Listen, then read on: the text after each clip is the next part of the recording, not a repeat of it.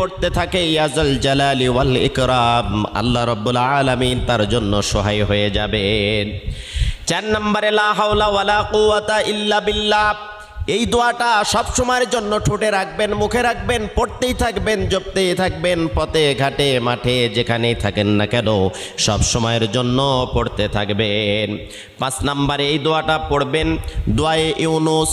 যত কঠিন বিপদ হোক না কেন, ইউনুস আলাইহিসসালাতু ওয়াসসালাম থেকে শুরু করে ইব্রাহিম আলাইহিসসালাতু ওয়াসসালাম থেকে শুরু করে যত সাহাবায়ে কেরাম থেকে শুরু করে নবীরা যত বিপদে পড়েছেন, এই দোয়াটার আমল যদি আপনি করতে পারেন আপনিও বিপদ থেকে হেফাজত পেয়ে যাবেন।